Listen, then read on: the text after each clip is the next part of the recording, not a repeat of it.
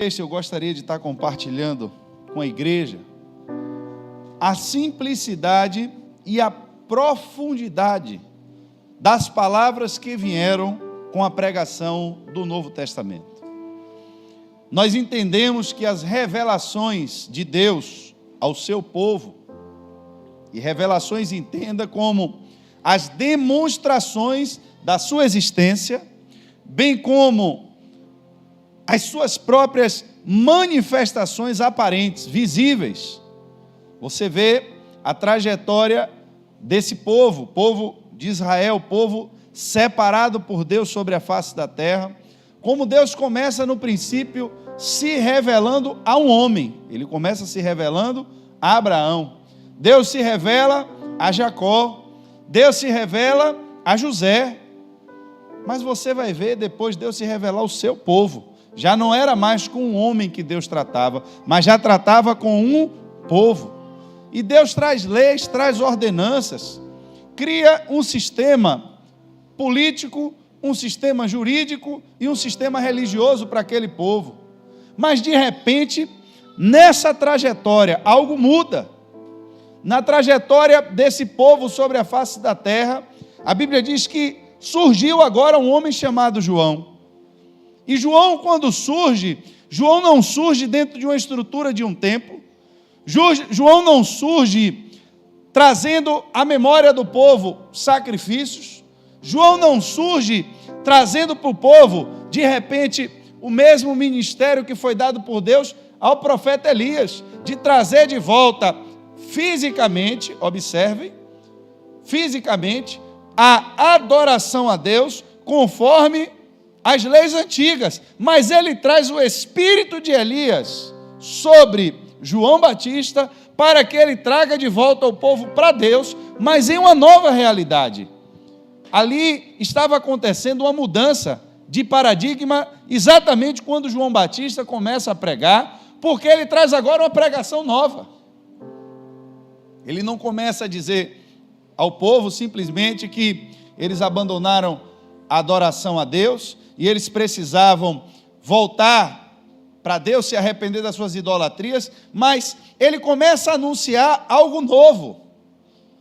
Surge João Batista. João Batista não foi igual aos outros.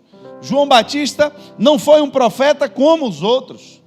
A missão dele não era reerguer a adoração a Deus no templo, mas a Bíblia diz que o ministério de João Batista, ele era desenvolvido no deserto. Não era dentro do templo, não era dentro do tabernáculo, mas o ministério de João Batista agora era no deserto, no meio da rua. João Batista não estava vinculado ou preso à estrutura antiga, mas João Batista vem com uma mensagem com espírito novo. E aí é onde eu digo a vocês, então, se João Batista está dentro de uma estrutura formada, dentro de um sistema político, jurídico e religioso, ele, para trazer algo novo, ele deve trazer, então, algo complexo. E aí, quando nós vamos ver qual era a mensagem de João Batista, ela nos surpreende, porque é uma mensagem que começa agora a trazer uma visão do homem, para o homem, de Deus, diferente. Deus, na antiga aliança, tentava mostrar ao homem que os seus atos de pecado precisavam ser expiados, ou seja, alguém precisava padecer, alguém precisava sofrer, para que o homem entendesse a consequência do seu pecado. E esse simbolismo, ele acontecia exatamente nos sacrifícios dos animais que Deus estabeleceu, como uma sombra do que estava por vir. Mas acontece que agora uma urgência se instala ali naquele ambiente, porque espiritualmente o Cordeiro de Deus, ele já estava no mundo. Já estava no mundo. E a mensagem agora não era mais simbólica, mas era uma mensagem agora definitiva, porque o padrão de Deus agora estava sendo estabelecido com o sacrifício de Cristo Jesus, uma vez por todas pelo pecado. Então, uma vez que tudo que vinha sendo feito antes era simbólico, agora que o Cordeiro de Deus ele já estava no mundo, a mensagem se concentrou no arrependimento. E eu acho interessante porque nós vimos que a mensagem de João Batista era simples: arrependam-se. Não tinha complexidade na sua estrutura, mas havia uma profundidade muito grande nessas poucas palavras. Arrependam-se, pois o reino dos céus está próximo. No capítulo 4, verso 17, você vai ver que a pregação de Jesus também era exatamente igual a de João Batista. Daí em diante, Jesus começou a pregar. E o que Jesus pregava? Arrependam-se, pois o reino dos céus está próximo. Irmãos, arrependimento. Eu quero nessa noite tratar com vocês disso. Porque arrependimento não é simplesmente um sentimento que vem no seu coração de que você está fazendo alguma coisa errada. Mas o arrependimento, na sua essência, ele tem a ver não com um sentimento, mas com uma mudança no seu entendimento. O homem pode ser capaz de compreender que ele está fazendo alguma coisa errada. Ele pode vir para a igreja, ser confrontado pela palavra de Deus, e a palavra de Deus lhe mostrar exatamente aonde você tem falhado.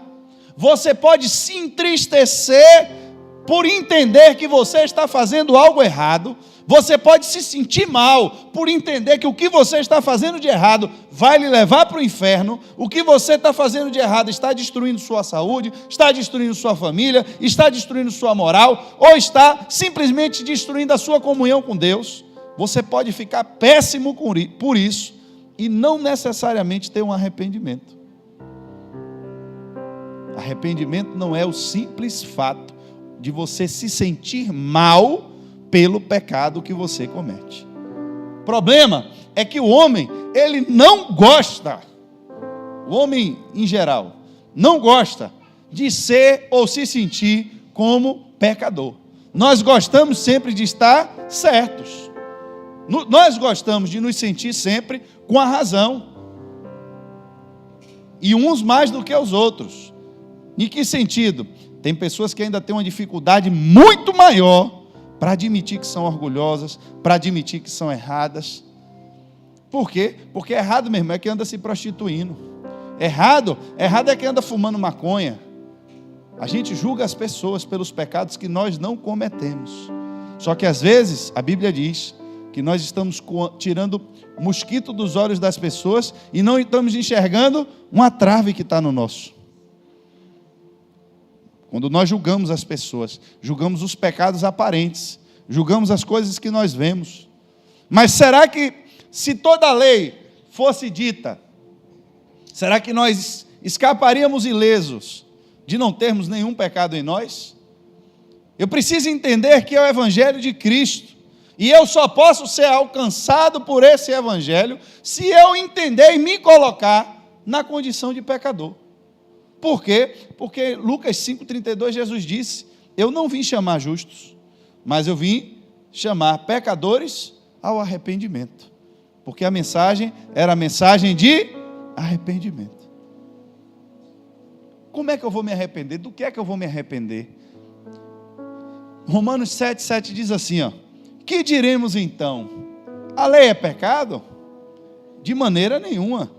De fato, eu não saberia o que é o pecado, a não ser por meio da lei. Pois, na realidade, eu não saberia o que é a cobiça, se a lei não dissesse, não cobiçarás.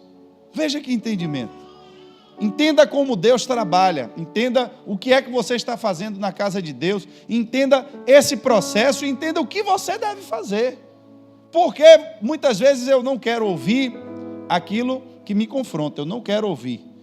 Eu não quero ser confrontado, mas outras vezes eu até quero. Eu gostaria que alguém me dissesse que eu, de fato, estou errado. Mas o problema é o que eu faço depois que eu descubro que eu estou errado. Porque o Espírito de Deus, uma das funções da lei é essa, é exatamente lhe mostrar aonde você tem errado, lhe revelar o pecado. Mas essa revelação, ela não vem para lhe expor, ela não vem para lhe condenar. Jesus disse: eu não vim ao mundo para condenar o mundo, porque o mundo já está. O que é que ele estava dizendo? Independente deles saberem o que é pecado ou o que não é pecado, porque eles cometem o pecado, sabendo ou não, já estão condenados. Mas eu vim ao mundo para trazer exatamente agora arrependimento. Não vim chamar aqueles que acham que não tem pecado, mas eu vim chamar aqueles que tiveram uma mudança no seu entendimento. O que é a mudança no entendimento? Arrependimento. Vim chamar pecadores que querem ter uma mudança no seu entendimento. Eu já lhe disse que mudança de entendimento não tem nada a ver com sentimento. Só que, irmãos, a reação natural do homem ao pecado, entenda, ela nunca vai ser o arrependimento. Eu estou falando a você de reação natural. O que é uma reação natural? Reação natural é a forma como o homem age espontaneamente, sem qualquer interferência do Espírito ou da palavra de Deus em sua vida. Por quê? Porque a partir do momento que eu já estou exposto à palavra ou ao Espírito de Deus, isso já não é mais natural, isso já é espiritual. Por exemplo, tem feridas que você é acometido, que você não precisa ir no médico, você naturalmente vai ser curado. Por exemplo, você está na sua casa cortando coco, exemplo do pastor, e aí a faca corta o seu dedo. Se o corte for pequeno, você bota um band-aid em cima, uma semana você está curado. Mas se a faca levar metade do seu dedo, está repreendido, né, irmão? Entenda, você vai precisar de uma intervenção. Por quê? Porque a depender da profundidade do corte, pode ser que o seu corpo ele não tenha capacidade sozinho de se curar daquela doença. Mas o corpo se cura, mas se você não der uns pontinhos lá, meu irmão, você vai perder tanto sangue que você vai morrer antes do corpo se regenerar. A causa não é o ferimento, não é porque o corpo não se curaria, mas é o que aquela ferida está produzindo. Então, o homem infectado pelo pecado, tem pecados que o homem consegue se libertar sozinho. Mas a intervenção, ela é natural? Não. Por quê? Porque Paulo já tinha lhe dito, você só vai descobrir o que é pecado. E você só vai querer deixar o pecado, porque a lei já lhe mostrou o que é pecado. E essa lei é do homem? Não. Essa lei veio de quem? De Deus. Então, eu quero que você entenda que naturalmente, o homem, ele não é levado no seu estado de natureza a arrependimento de pecado. Foi por isso que a lei precisou vir, para mostrar ao homem o que é o pecado. Quando você já é exposto à lei, se você já muda o seu entendimento só porque tomou conhecimento da lei, já é algo espiritual produzido em você, porque a lei é espiritual. A Bíblia diz isso a você. A lei é espiritual. Tem outros níveis de pecado, eu quero que você entenda isso, que você não vai se livrar deles sozinho, só pelo fato de você ter tomado conhecimento de o que você faz é pecado. Alguns níveis de pecado você vai precisar de uma intervenção do Espírito de Deus em sua vida, vai precisar da intervenção direta da mão de Deus sobre a sua vida, para que você seja liberto desses tipos de pecado. Existem pecados que você tomou conhecimento do pecado. Eu consigo, por uma autodisciplina, por uma questão mesmo de entender, eu não quero mais cometer esses pecados. E você consegue. Outros pecados, não. Outros pecados você vai precisar de uma ação direta de Deus, intervindo na sua história, na sua vida. Mas a reação natural do homem, quando ele é apresentado ao pecado dele, natural, nunca vai ser o arrependimento. Como é que o homem reage ao pecado? Uma das principais causas ou sintomas, se eu pudesse chamar assim, um dos principais sintomas do homem, quando ele descobre o pecado, esse talvez é o maior de todos, é ele esconder dos outros. Observe, o homem vivia no jardim com a mulher. Você vai encontrar essa história em Gênesis 3, do 6 ao 7. Aí a mulher e o homem não tinham ainda pecado. E aí eles vão ficar no jardim. A mulher, a Bíblia diz que viu uma árvore bonita, atraente aos olhos, desejável para comer, tomou do fruto, comeu e deu ao marido. Depois que eles fizeram esse processo, a Bíblia diz, e os olhos dos dois se abriram e perceberam que estavam nus. Ou seja, olhe bem, eles já estavam nus antes de comerem a fruta. Pecaram. Depois que eles pecaram, houve agora um processo de conhecimento. A Bíblia diz que os olhos deles esses olhos deles se abriram, você pode entender como uma intervenção da lei, que é o que Paulo está dizendo lá, quando fala, de maneira nenhuma eu saberia o que é pecado, se a lei não tivesse me dito o que era pecado. É uma revelação a você e a mim do que é pecado. Eu venho para a casa de Deus, chego aqui e eu descubro que coisas que lá fora as pessoas acham normal, para Deus elas são pecado. Quando eu descubro esse nível de pecado na minha vida, o que é que eu faço? Foi o que Adão e Eva fizeram depois que os seus olhos foram abertos e eles perceberam que estavam nus. Esconderam o pecado. A primeira coisa, preste atenção. Antes de se esconderem, eles esconderam o pecado. Foi antes. Eles perceberam que estavam nus, então juntaram folha de figueira para, antes de se esconder, eles esconderam o pecado. Irmãos, preste atenção. É a reação natural do homem. Quando ele é confrontado por Deus, através da lei, através da revelação do que é o pecado, e ele descobre em si, a sua tendência natural é querer esconder o pecado. Essa é a pior decisão que o homem pode tomar. Porque essa reação natural de esconder o pecado é exatamente aquilo que impede que o homem chegue também ao arrependimento. Por quê? Porque se eu estou escondendo o pecado, eu estou admitindo que eu não quero mudar de entendimento. Eu apenas não quero que as pessoas descubram. São coisas diferentes. Uma coisa é eu compreender o nível de pecado que eu me envolvi. Mas Eva, a gente vivia aqui, a gente não tinha problema. Estávamos bem e confortáveis, livremente um diante do outro. Mas agora já surgiu um problema. E por que surgiu o problema? Rapaz, foi a fruta. Deus nos disse para não comer a fruta. Então o que a gente tem que fazer? Vamos chamar Deus para resolver o problema da gente. Essa seria a reação espiritual esperada. Deus, o senhor vai chegar às 6 horas aí, daqui a pouco quando o senhor chegar, na viração da tarde, tem um problema aqui para o senhor resolver, viu? Que foi, Adão, que aconteceu? Rapaz, comemos aqui um negócio da fruta e agora eu estou olhando para a mulher está me olhando, o negócio está meio atrapalhado aqui. Não é? Eu não sei como teria sido o desfecho da história se a reação fosse essa. Mas eu já lhe disse que naturalmente não vai ser essa. A sua carne, ela nunca vai lhe levar e lhe puxar para esse tipo de atitude. A sua carne sempre vai lhe dizer, você pode continuar vivendo dessa forma, só não deixe ninguém descobrir. O conselho da carne, o conselho do inferno, sempre vai ser esse.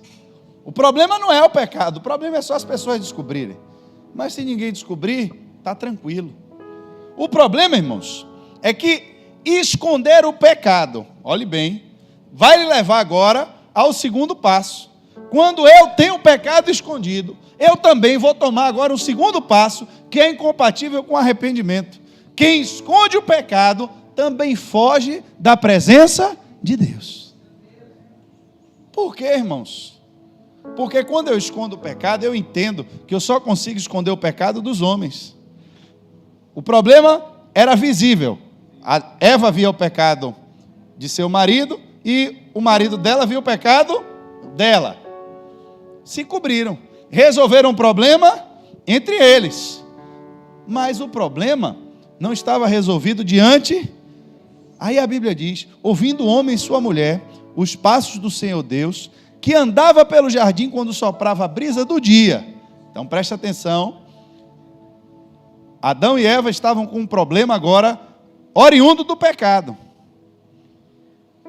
E aí o que fizeram? Vamos esconder os nossos pecados e vamos viver como se nada tivesse acontecido.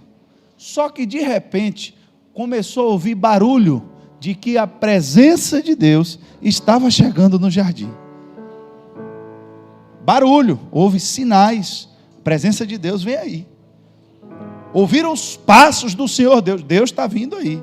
E agora? Há um problema.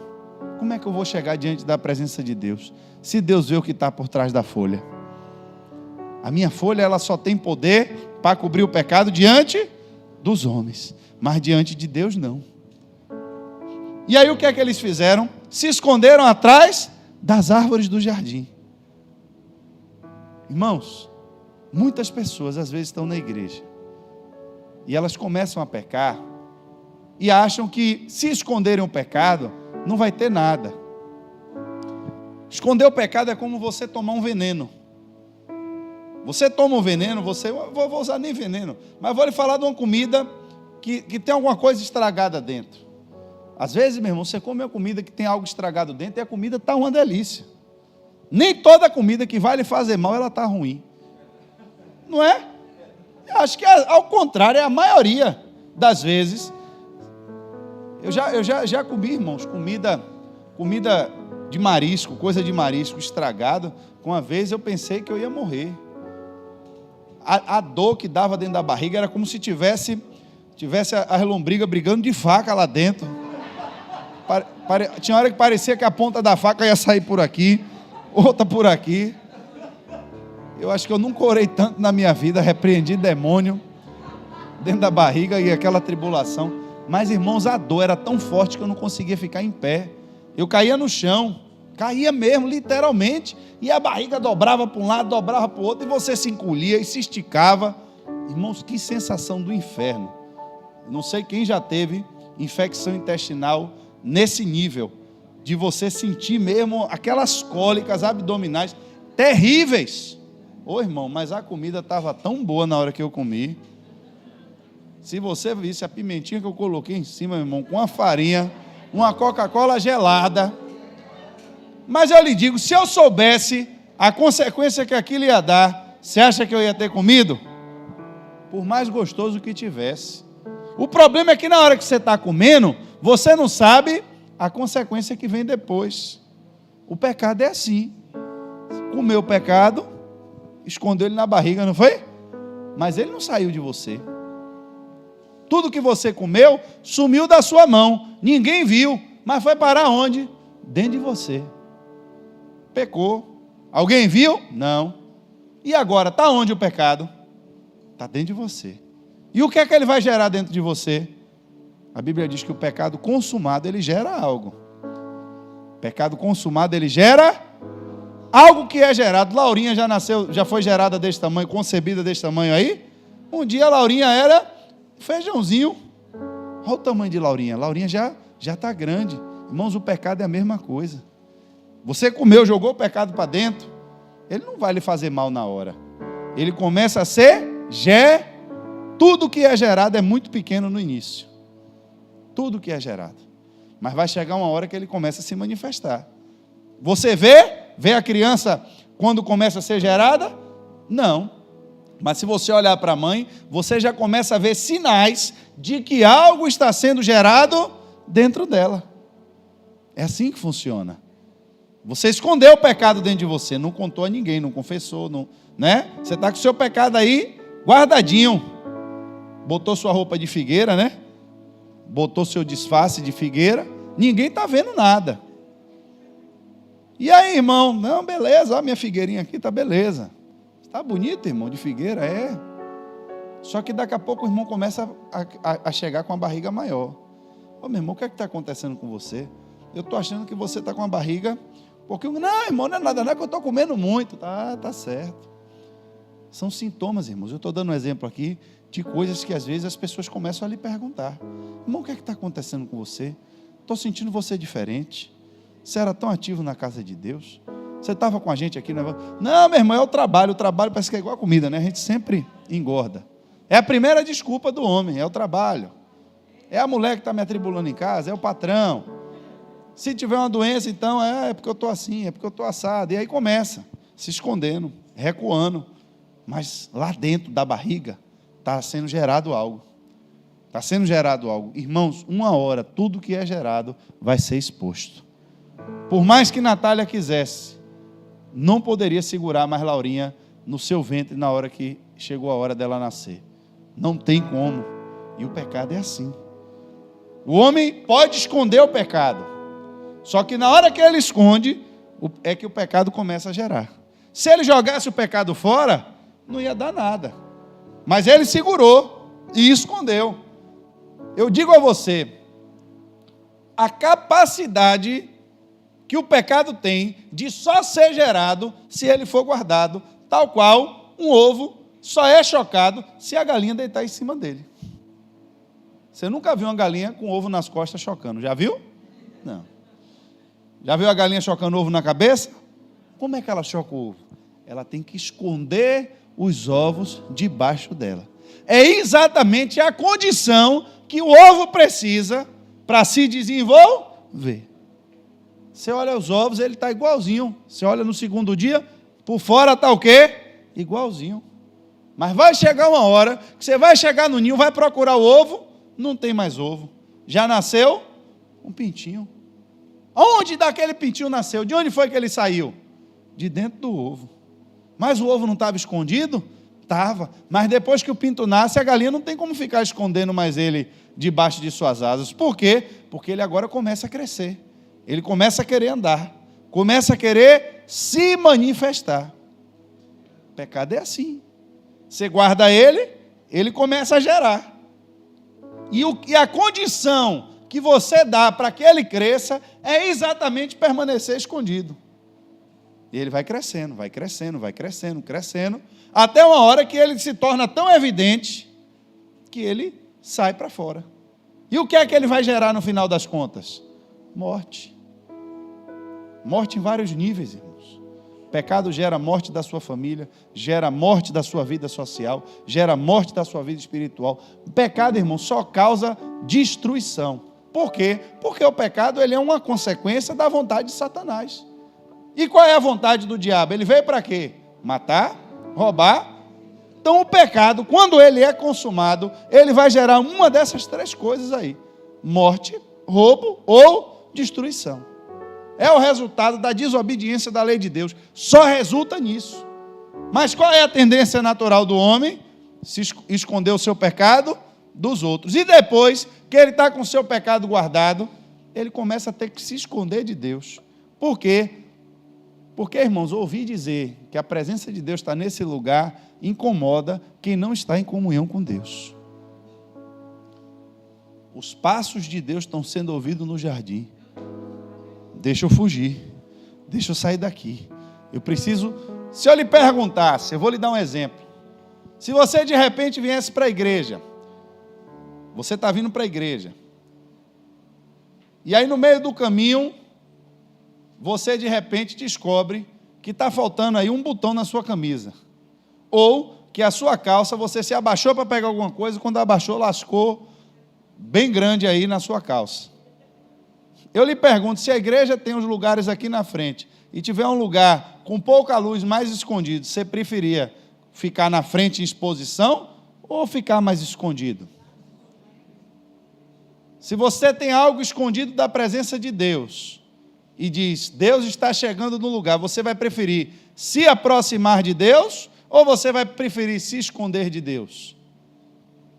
A Bíblia diz exatamente essa resposta minha a você. Que os homens, eles amaram mais as trevas do que a luz, porque as suas obras eram, mas todo aquele que pratica as boas obras, eles vêm para a luz, para exatamente manifestar as suas obras. Quem pratica a lei de Deus, ele tem prazer quando diz, meu irmão, a presença de Deus está aí, é aqui que eu quero ficar, por quê? Porque eu quero que as minhas obras sejam manifestas. Não tenho nada a esconder. Mas quando você está devendo alguma coisa e diz, a presença de Deus vem aí, meu irmão, vamos procurar uma árvore para a gente se esconder. Por quê? Porque eu já vinha escondendo o pecado antes. Quando a presença de Deus chega, eu não quero me expor. E a última, irmãos, coisa que eu destaco no meio disso, consequência natural do homem, reação natural do homem, que impede que o homem chegue no arrependimento, é procurar sempre alguém para culpar pelos seus erros. Deus procurou o homem. Tem como se esconder da presença de Deus? A árvore vai impedir Deus de ver alguém? Adão, onde é que você está, meu filho? Ô, Senhor, eu estou aqui atribulado. Que às vezes Deus ainda vem procurar você, né? Você aprontou, está com a vida atribulada, se escondendo de Deus, mas Deus ainda manda alguém lhe procurar. E aí, Adão, o que foi que aconteceu? Qual é o seu problema? Por que é que você está vivendo nisso? Qual era a resposta esperada? Senhor, me perdoe. Eu cometi um erro. Eu pequei. Fiz o que o Senhor disse que não era para fazer. Adão, onde é que você está, meu filho? Eu estou escondido. E por que você se escondeu? Porque eu estou nu. E quem foi que lhe falou que você estava nu? A culpa é do Senhor. Foi. Porque foi a mulher que o Senhor me deu, dizendo que era boa. Se o Senhor mandasse eu escolher, né? Tivesse pelo menos umas 3 aqui no jardim. Para eu escolher, acho que eu tinha escolhido melhor. Mas o Senhor só me deu a opção de escolher uma. Então essa mulher que o Senhor me deu, foi ela que me deu um fruto da árvore e eu comi. Aí foi perguntar à mulher, ô mulher, que história é essa que seu marido está me contando? A culpa é do Senhor mesmo, que deixou essa serpente aqui no jardim. Foi ela que me enganou. Ninguém tem culpa. Ninguém tem responsabilidade. Irmãos, entenda. A história de todos os seres humanos, elas vão ser marcadas por problemas de todos os níveis. Ah, pastor, mas é porque o senhor não viveu na família que eu vivi, porque meu pai batia, espancava. Eu sei que pode ter sido a sua realidade.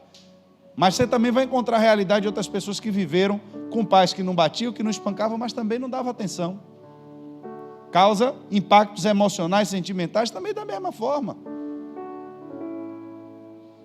Todos os seres humanos, irmãos, que tiveram a sua trajetória marcada nessa vida, nessa sociedade, eles têm seus próprios problemas. E digo a vocês que se eles quiserem arrumar alguém para culpar, quando eles não tiverem mais ninguém, porque não tinha mais ninguém, né? Só tinha Adão e Eva no jardim, eles vão culpar Deus.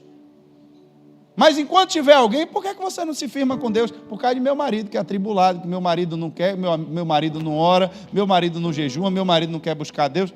E você está fazendo o quê? Qual é o seu problema? Não, meu problema é minha mulher. Porque eu chego em casa, minha mulher não faz as coisas, minha mulher não sei o quê, minha mulher só vive na casa da vizinha, só vive com fofoca, com tribulação. Então a culpa de tudo de errado que você faz é a sua mulher? E assim, irmãos, nós vamos criando mecanismos de fuga. Esconder o pecado, se esconder de Deus, ou procurar pessoas para nós culparmos, para escondermos os nossos próprios erros. Todas essas coisas são inimigas de uma pregação simples, de uma palavra simples, que foi trazida inicialmente por João Batista e depois foi pregada pelo próprio Jesus Cristo. Sim, pastor, mas isso foi lá. Hoje a gente tem uma hermenêutica, homilética e não sei o que, ética e mais um bocado de coisa aí. Hoje a pregação é mais evoluída. O livro de Atos, irmãos, no capítulo 2, versos 36 e 38, vai lhe mostrar que depois que João Batista morreu, depois que Jesus Cristo foi assunto aos céus, a pregação continuou a mesma. Pedro fala agora sobre a história e diz, olha, que todo Israel fique sabendo, esse Jesus a quem vocês crucificaram, Deus o fez Senhor e Cristo. A Bíblia diz, quando eles ouviram isso, ficaram aflitos em seu coração e perguntaram a Pedro e aos outros apóstolos, irmãos, o que faremos? Qual foi a pregação de Pedro? Arrependam-se. É a mesma. João Batista pregou isso, Jesus pregou isso, Pedro, que Jesus instituiu como cabeça ali dos apóstolos para estar à frente da igreja, também pregou a mesma coisa. Arrependam-se e seja batizado em nome de Jesus Cristo para perdão dos seus pecados e receberão o dom do Espírito Santo. Mas qual é a pregação? Arrependimento. Só que eu lhe disse algo. Arrependimento não é simplesmente você ter um sentimento ruim a respeito do que você fez.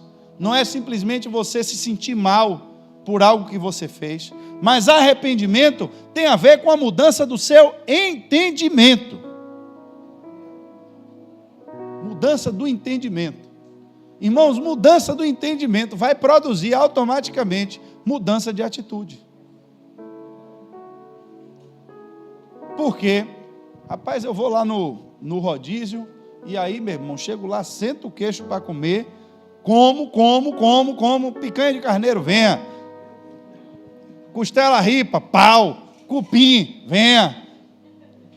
Picanha ao alho, eu mesmo, vem aqui, carne do sol, maminha, pau, fraldinha, pau, frango com bacon, e aí, vai. Daqui a pouco, meu irmão, quando o cara termina no rodízio, está assim, ó. Sangue de Jesus. Glutonaria é pecado. Passando mal. Deixa eu lhe falar. Quando você termina de comer, aí bate o que a gente chama, nós chamamos, bateu o arrependimento. Não é arrependimento. Segundo a palavra da Bíblia, não é. Bateu agora um sentimento de que não era para você ter comido. Você pode ficar triste, pode ficar... Mas eu lhe pergunto, depois que passar fome, você vai fazer o quê? Você vai lá e vai comer tudo de novo. Por quê, irmãos? Porque aquele sentimento que foi produzido em você era consequência do momento que você estava vivendo. Aquele sentimento era consequência da dor que você estava sentindo.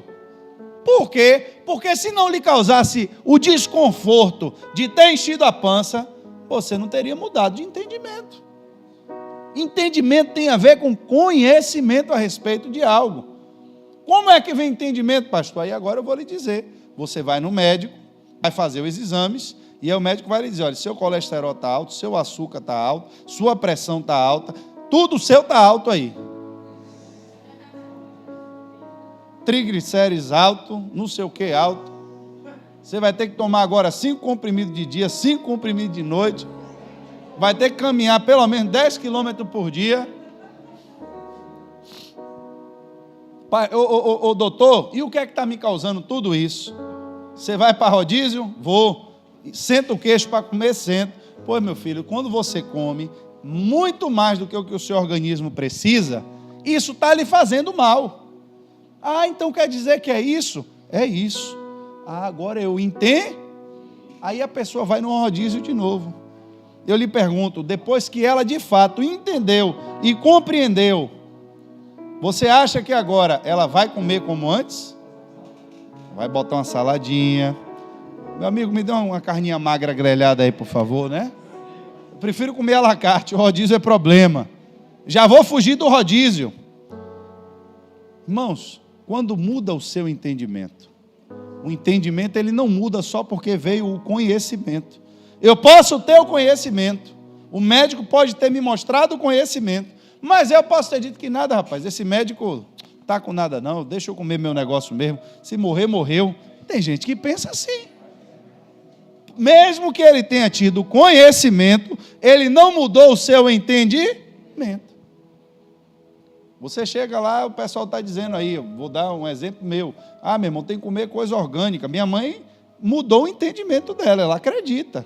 E porque ela acredita, ela compra lá as verduras dela lá, sem agrotóxico, sem não sei o quê. O meu ainda não mudou. Então, meu irmão, o que botar, eu estou como Paulo, o que vender no mercado, compre e não pergunte de onde veio.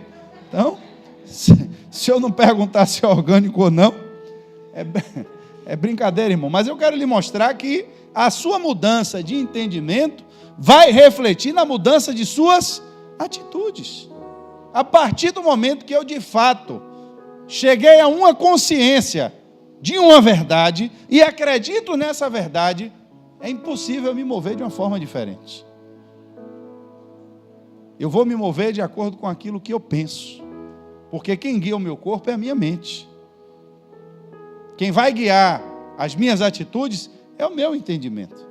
Se eu acredito que manteiga faz mal, alguém falou e eu disse, manteiga faz mal. Se isso entrou na minha mente como uma verdade, na minha casa eu não compro mais manteiga. Mas se há dúvida, por mais que eu acredite, mas se ainda ficou uma sombra de dúvida, será que isso é verdade mesmo? Olha, meu irmão, pode ser, então vou diminuir a manteiga, mas não vou tirar. Mas quando você toma isso como uma verdade absoluta, irmão, aí a tolerância é zero. E é exatamente isso que você vai ver agora, Paulo falando no livro de Atos, capítulo 26 ao 20, dizendo, eu preguei em primeiro lugar aos que estavam em Damasco, depois aos que estavam em Jerusalém, toda a Judéia, e também aos gentios. Qual era a pregação de Paulo? Dizendo que se arrependessem. João Batista pregou arrependimento. Jesus, Pedro, o apóstolo que foi enviado para pregar agora aos gentios, pregando a mesma coisa, o arrependimento, e que se voltassem para Deus. Só que Paulo vai dar uma deixa agora e dizer, praticando obras que mostrassem o seu arrependimento. O que é que Paulo está dizendo? Arrependimento, irmãos, ele dá fruto. Mateus 3, do 8 ao 10, vai dizer assim, presta atenção nisso, deem frutos que mostrem o arrependimento. Paulo estava dizendo a mesma coisa, arrependam-se e deem frutos que mostrem o arrependimento. Não pensem que vocês podem dizer a si mesmos, Abraão é nosso pai, pois eu digo que destas pedras Deus pode fazer surgir filhos a Abraão. O machado já está posto à raiz das árvores, e toda árvore que não der bom fruto será cortada e lançada ao fogo. Como é que isso aqui se aplica ao nosso caso? Tem muita gente que diz agora, o que era invocar a descendência de Abraão? Era dizer, Deus tem uma aliança com Abraão, e se eu sou descendente de Abraão, sou filho de Abraão, e logo tenho parte com Deus. O que é que isso simboliza nos nossos dias? Eu sou crente.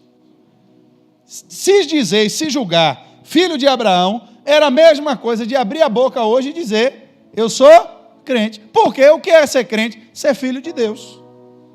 Eu sou filho de Deus. Só que o que é que ele está dizendo? Se você mudar aqui agora a palavra para adequar a nossa realidade, e você vai dizer, não pensem que vocês podem dizer a si mesmo, Deus é o nosso Pai. Pois eu digo que dessas pedras Deus pode fazer filhos de Deus. Pode fazer crentes.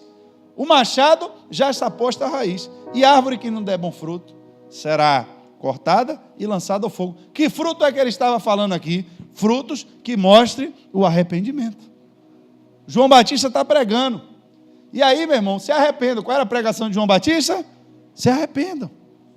Aí o povo, meu irmão, começou com aquele processo ali.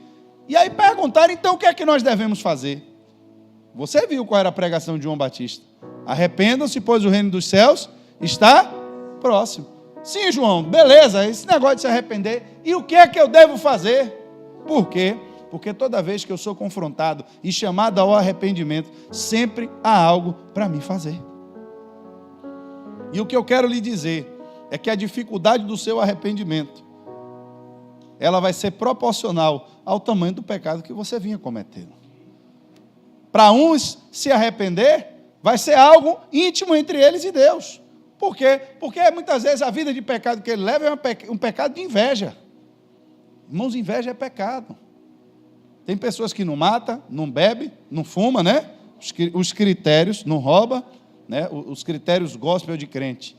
Não bebe, não fuma, não rouba, mas irmãos, mas dentro dele tem um sentimento que ele não pode ver ninguém com nada.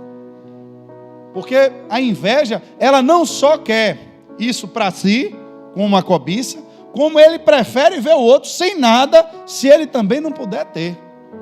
A cobiça eu quero o que não é meu, é pecado também, não foi? A gente viu na estante. Rapaz, que sapato é esse de Paulo aí, meu irmão? Sapato Black Style, eu vou querer um para mim também. Cobiça. Mas você não tem um sapato marrom também, não, mas o meu não serve não. Só serve o dele. Cobiça, irmãos. É o desejo de sempre ter o que é do outro. O meu nada presta, nada que eu tenho em casa presta, nada que Deus me deu serve, só serve o que é do outro. Cobiça. E a inveja? A inveja é se eu não posso ter, meu irmão, eu quero que o dele destrua. E se puder ainda botar o pé para ele tropeçar, para ralar o sapato no chão, não vou medir esforços. São pecados que ninguém vê. Alguém vê? Está onde esse pecado? Escondidinho pelas folhas de figueira, dentro do nosso coração. Uma hora eles podem até se manifestar, mas estão dentro do nosso coração.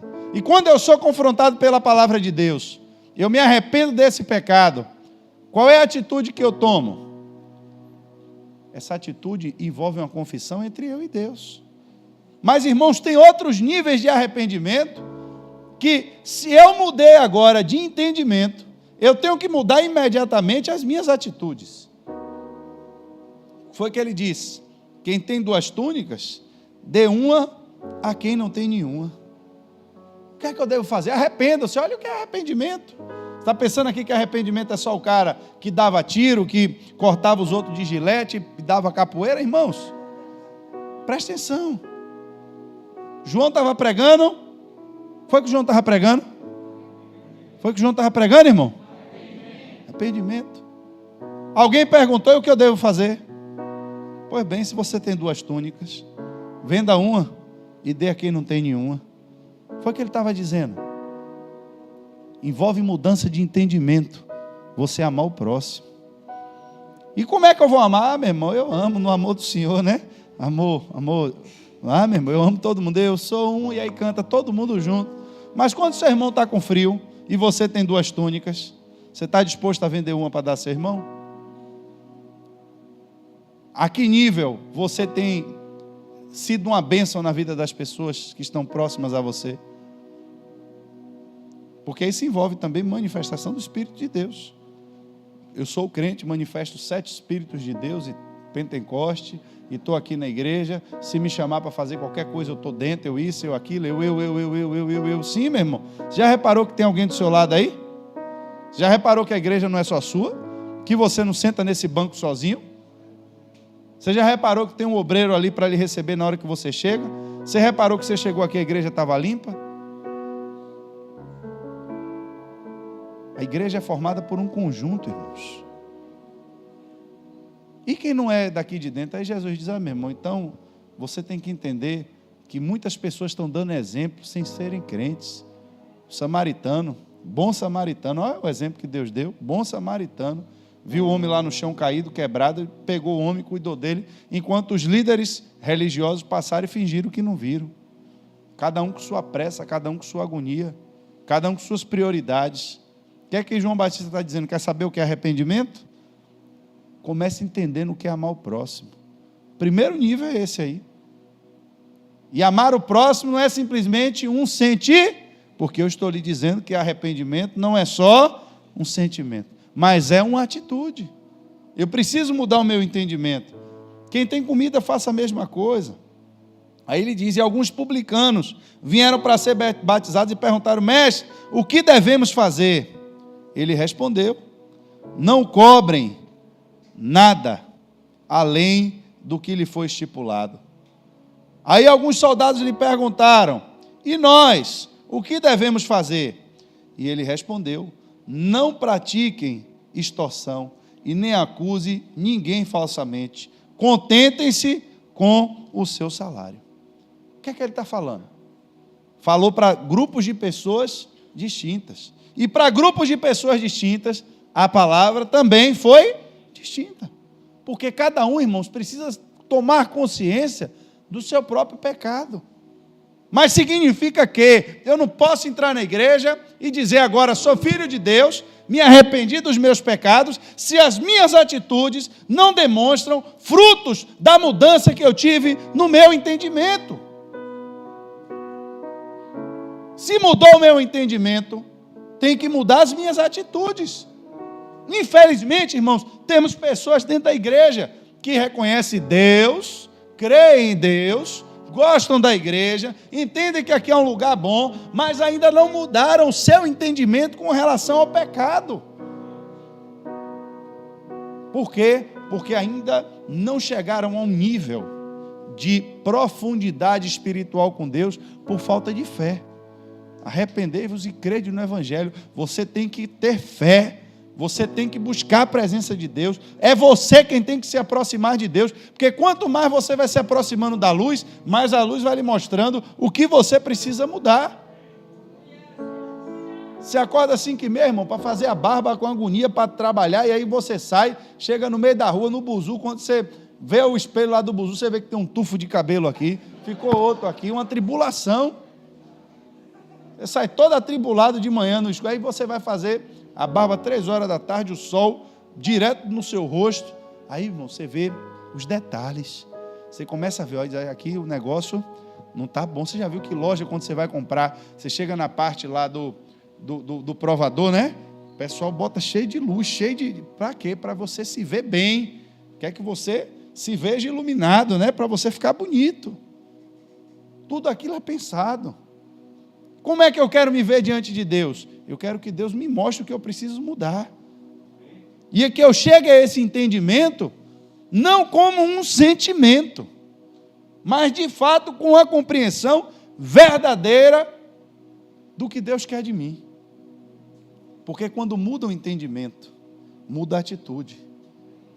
Se não mudou a atitude, irmãos, procure em você, porque você ainda pensa no pecado como algo que não ofende a santidade de Deus. Você ainda pensa no pecado como algo que dá para fazer e dá para esconder. Você não entende a gravidade ainda do pecado. Você está brincando com algo sério. Você está perdendo o seu tempo dentro da igreja. Por quê? Porque eu quero fazer o que agrada a Deus apenas para eu não ser tomado por um sentimento ruim. A diferença entre Judas e Pedro. A Bíblia diz, quando Judas, que o havia traído, viu que Jesus fora condenado, foi tomado de remorso. E remorso pode até gerar atitudes. Ele foi, devolveu o dinheiro que ele tinha tomado, confessou, pequei, traí sangue inocente, confessou o que ele fez, confessou o pecado, tomou atitudes, mas quando ele foi confrontado com ele mesmo, ele agora tomou a decisão de tirar a própria vida. Preste atenção. Já Pedro, a Bíblia diz, lembrou-se da palavra que Jesus tinha dito, e antes que o galo cante, me negará 3 vezes, e saindo dali, chorou amargamente. Preste atenção. Pedro não rompeu os soldados, abraçou Jesus e disse que estava pronto a morrer com ele. Então, pastor, como é que o senhor está falando nessa noite? Que a gente tem que dar frutos que demonstrem o arrependimento. Se eu tenho 2 pessoas diferentes, uma que negou Jesus, e a Bíblia diz que ele chorou, e outro que traiu Jesus, mas foi lá, devolveu as moedas que ele tinha recebido, não foi? A Bíblia diz que ele foi lá, devolveu toda, e ainda confessou o pecado. Pequei, confessou aos líderes religiosos dele, pequei, traiu sangue inocente. Então a gente deve avaliar o que aí, pastor? É o que chorou ou o que devolveu as moedas e confessou o pecado? Ou seja, ele desfez o problema, né, lá que ele... Só que a Bíblia diz, irmãos, que quando saiu e chorou amargamente, ele estava ali movido por um sentimento que não era apenas uma culpa, não era apenas algo físico que ele estava manifestando pelo momento, mas quando a Bíblia diz que ele chorou amargamente, a Bíblia traz algo profundo, a Bíblia traz algo que veio de dentro. Judas, ele foi tomado de remorso, um sentimento ruim de que ele tinha feito uma coisa errada, e para tentar aplacar a sua culpa, ele mesmo tentou em si desfazer o que ele tinha feito. Quando nós vamos tentar resolver o problema do nosso pecado com as nossas próprias mãos,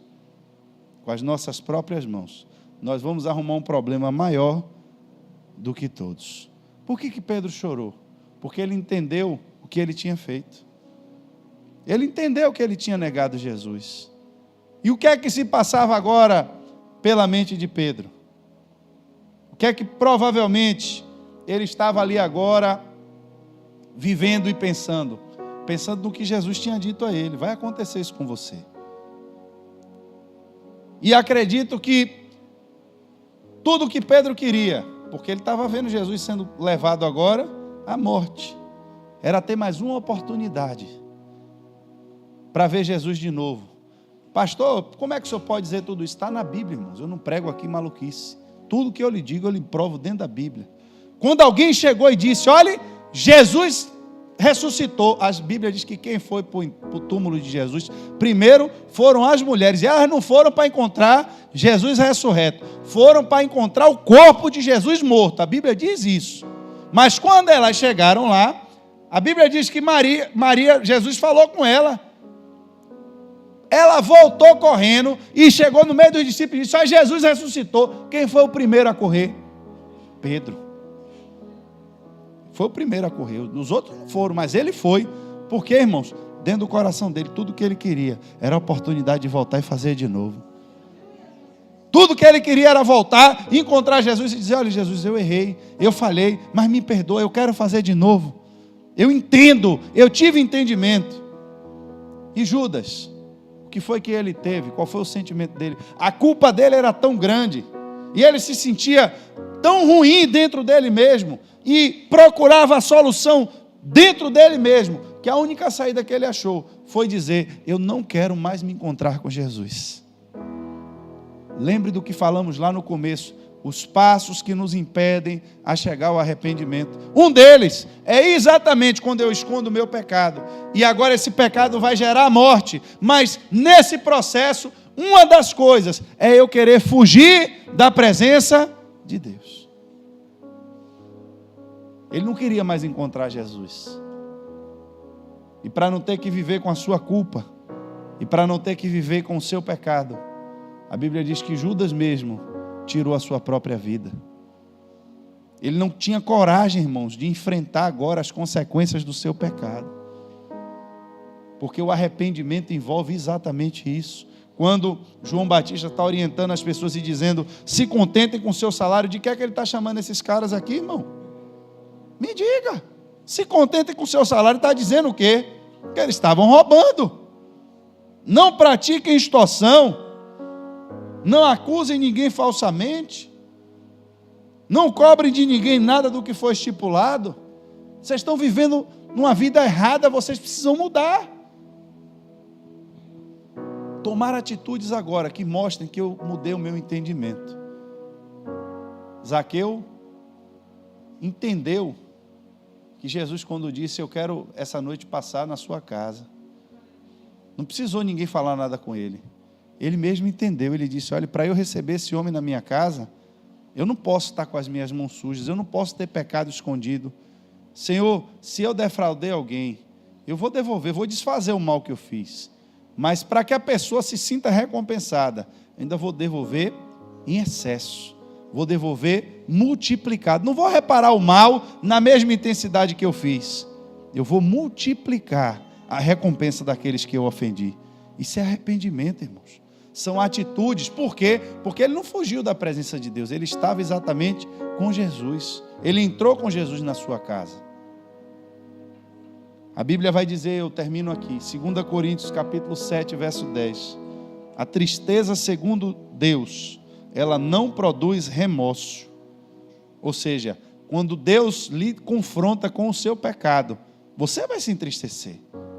Você vai se sentir pecador. Mas essa tristeza, ela não vai causar em você uma depressão, não vai causar em você uma vontade suicida. Ao contrário, quando Deus lhe confrontar no seu pecado, Ele vai lhe levar ao arrependimento, que leva à salvação. Porque a tristeza, segundo o mundo, produz morte. Judas sentiu a tristeza do seu pecado, segundo o mundo, segundo a sua condição humana, e confiando na sua própria sabedoria, e confiando no seu próprio entendimento, a solução que a tristeza, segundo o mundo, produz, foi o que resultou para Judas? Morte. Mas a tristeza, segundo Deus, não produz remorso, mas sim arrependimento. E aqui eu concluo, irmãos. Vou concluir lhe dizendo, entre esse paralelo entre esses dois personagens, esses dois discípulos, pastor, como é que o senhor ainda pode dizer? Para a gente entender mesmo. Por que é que então Judas confessou o pecado, devolveu o dinheiro, mas ele foi tomado de remorso, e o outro teve arrependimento. Em um, houve salvação, houve restauração. E no outro, não teve jeito. Eu lhe disse que a tendência natural do homem, falei isso aqui, hoje, nessa noite, nunca vai ser o arrependimento. Natural, a tendência natural do homem nunca vai ser essa. A tendência natural do homem, ela vai ser sempre tomar uma daquelas 3 atitudes que eu lhe disse: cobrir o pecado, fugir de Deus, ou culpar os outros. Quando Judas devolveu as suas moedas, ele estava querendo dizer que aqueles caras eram culpados pelo que ele fez, e não ele. Eles disseram: o problema é seu. Vai ver a resposta deles: o problema é seu, a gente não tem nada a ver com isso. Eles estavam querendo culpar eles também. E dizer: eu não estou sozinho nisso não, vocês me pagaram, tome suas moedas de volta, a gente não quer não, o problema é seu, a culpa é sua. Vai embora daqui. Para o arrependimento vir, ele precisa da manifestação de Deus. Judas, irmãos, estava possuído por um espírito maligno. Pedro tinha acabado de ouvir as palavras de Jesus. Isso fez a diferença toda na vida de um e de outro. A Bíblia diz que quando Judas sai da Santa Ceia, e o espírito maligno veio e possuiu Judas. Está na Bíblia. Espírito maligno veio e possuiu Judas. Quem está possuído de espírito maligno não vai ter arrependimento. Vai ter tristeza. Mas é tristeza segundo o mundo, que produz morte.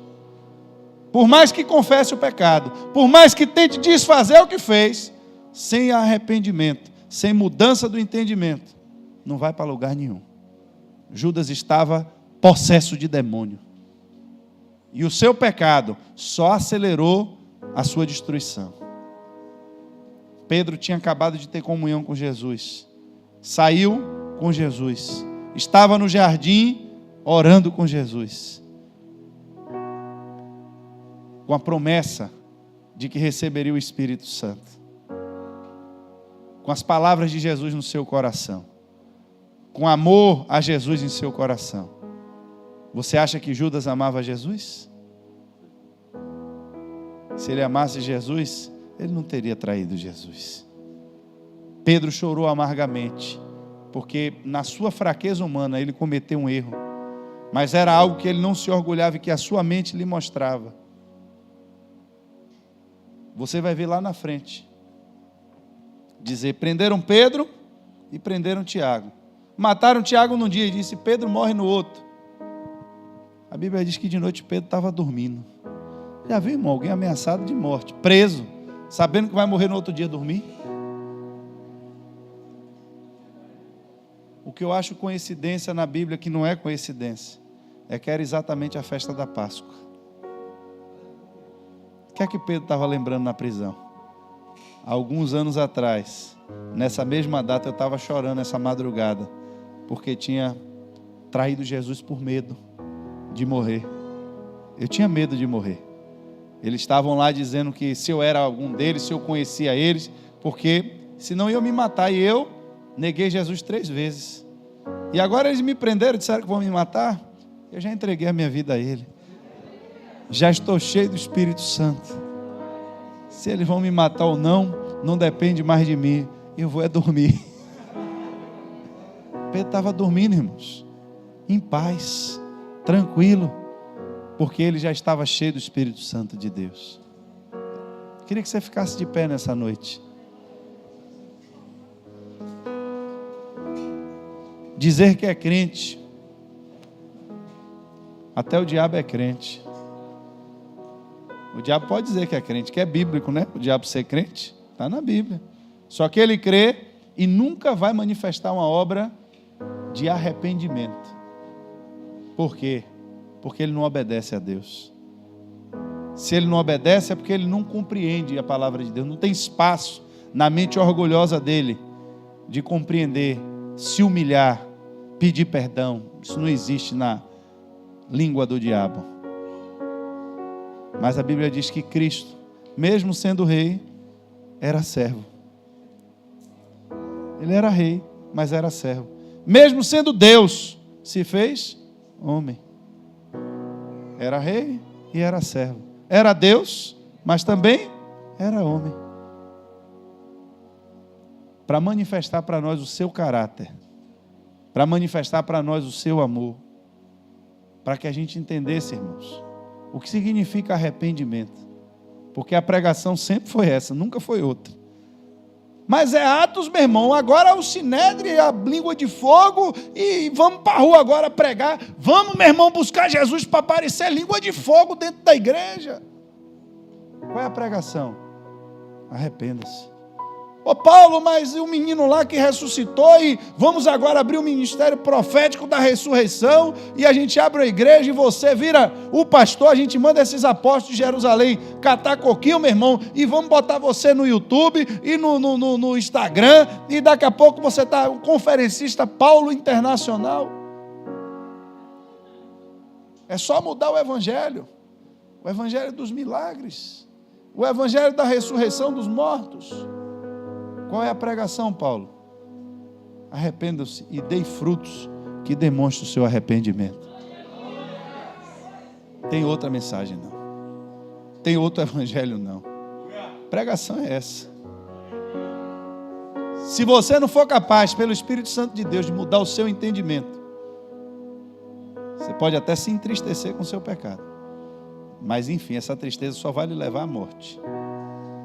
Só tem uma forma de se resolver o problema do pecado. Uma única, não tem outras. Jesus disse, eu sou a porta, não tem várias portas. Eu sou o caminho, não tem outros caminhos. Eu sou a verdade, não tem outra verdade. Eu sou a vida, então não tem outra vida.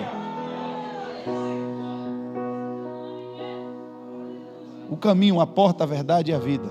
Os 4 testemunhos de Jesus. Jean que gosta de pregar, segura essa aí que é fresca. Os 4 testemunhos de Jesus. Eu sou o caminho, a porta, o caminho, a verdade e a vida. O caminho, a porta, a verdade e a vida. Só tem Ele, não tem outro. Não tem outro. E o que é que eu faço então, pastor? Tem que se arrepender mesmo. Arrepender é o quê? É confessar, é admitir, olha, eu sou pecador. Se traiu a mulher, tem que chamar a mulher e tem que confessar, não tem jeito. Se estava roubando na empresa, dê um jeito de devolver. Se você não tiver como devolver, você vai ter que chamar o patrão e dizer, meu irmão, roubei aqui X%, não tenho mais esse dinheiro para lhe devolver. Se quiser me prender, eu vou preso. Se quiser fazer outra coisa aí, você vai ter que fazer, mas eu não tenho dinheiro para lhe devolver, mas eu roubei. Arrependimento é isso. Confessar o pecado.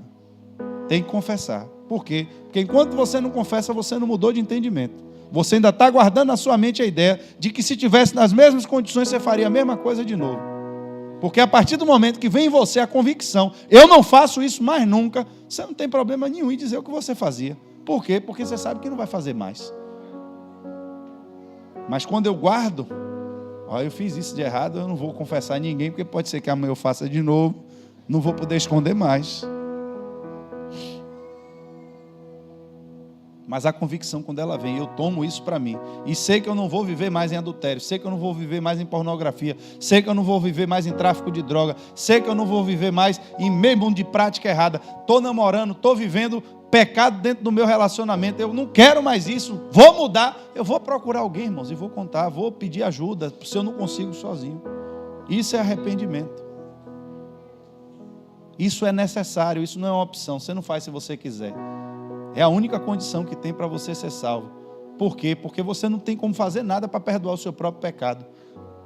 Se você cometeu o pecado, ninguém viu e não foi contra ninguém, é você e Deus. Você confessa seu pecado para Deus.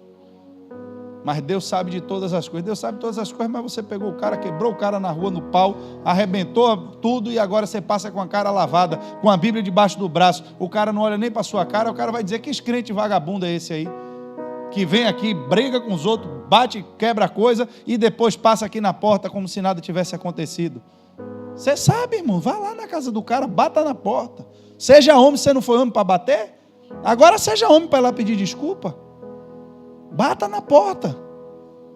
Olha, meu irmão, um dia aconteceu isso, isso e isso. Isso que eu fiz eu não faço mais nunca, porque Cristo mudou o meu viver. Porque hoje eu sou uma nova criatura de fato. E eu estou aqui para lhe pedir perdão. Se o cara quiser lhe perdoar ou não, irmãos, o problema já não é mais seu. No mundo do Espírito você está liberado. Você só não pode chegar lá roubou Paulo e aí, olha, meu irmão, quero que você me perdoe aqui em nome de Jesus. O que foi, meu irmão? Não, meu irmão, Deus sabe todas as coisas, dá as costas e vai embora. Ou então, eu chego lá e digo, ai, meu irmão, vim aqui porque você sabe que Deus mandou. Já começou, né? O Espírito ali. O Espírito de Deus me enviou aqui nessa tarde. Porque você lembra, né? Você era um cara atribulado. Você é todo errado. Você é isso. Mas agora eu sou salvo pela misericórdia de Deus. E eu, sendo salvo, tenho ainda que vir aqui lhe pedir perdão, mesmo sabendo que você está todo errado. Serve esse tipo de perdão? Mas tem gente que faz exatamente isso na prática. Exatamente assim. Eu sou o santo agora, né? Sou o super-homem, você é o atribulado. Mas me perdoe aí para eu, né? Ainda estou lhe fazendo um favor de vir lhe pedir perdão. Feche seus olhos, Pai.